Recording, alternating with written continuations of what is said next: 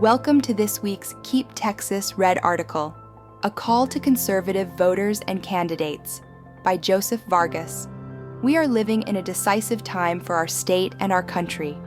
The political environment we face today is not ordinary, and the stakes before us are higher than many are willing to admit.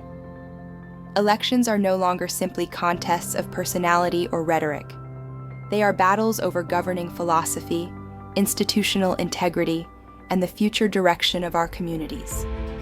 As conservatives, we cannot afford complacency, either at the ballot box or in public office.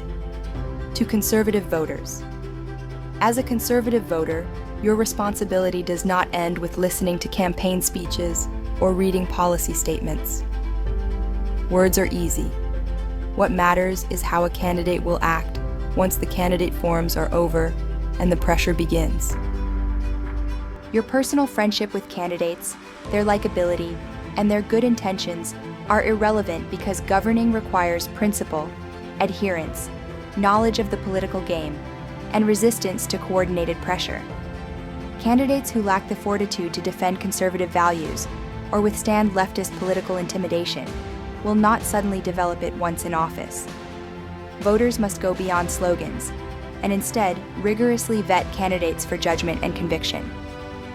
Many well-intentioned officials have entered office only to be quickly coerced into compliance by fellow officials, activists, and political operatives who understand the game far better than they do. The most effective way to discern a candidate's true principles is to ask scenario-based questions. Present them with realistic governing dilemmas, such as media attacks, activist outrage, peer pressure from fellow officials, or threats of political retaliation. Ask them, how would you vote or respond if you were faced with the following scenario? Their answers will reveal whether their values are deeply held or merely campaign talking points. If a candidate cannot clearly articulate how they would stand firm under pressure, voters should take that as a serious warning. Likewise, should an incumbent demonstrate a lack of commitment to conservative principles, it is the voter's duty to remove and replace them without hesitation. Conservative governance requires more than good intentions. It requires preparedness and backbone. To conservative candidates. If you are running for office as a conservative Republican, you are asking voters to place their trust in your judgment and character. That trust carries an obligation. Governing must reflect the same principles you campaigned on, not a diluted version shaped by convenience, fear, or excuses.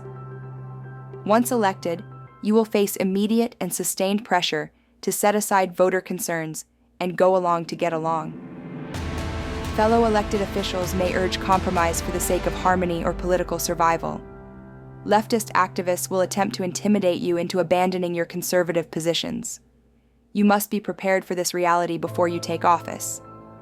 Political pressure is not a surprise. It is a certainty, especially in today's political world. Strength in office is not measured by applause or acceptance from political peers, but by the willingness to stand firm when doing so is not easy.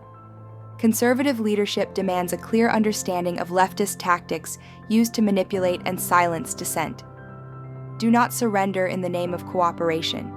If elected, remember that your mandate comes from the voters, not political peers, leftist activists, or media pressure. Remain steadfast. Principles only matter when they are defended under pressure. The path forward. Texas and the country demand leaders who recognize the deliberate assault and erosion of the American way of life.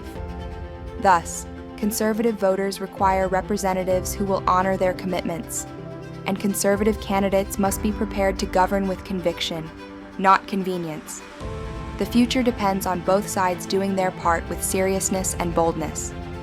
If conservatives fail to choose leaders with conviction, or if those leaders abandon their principles once elected, the consequences will be deliberate.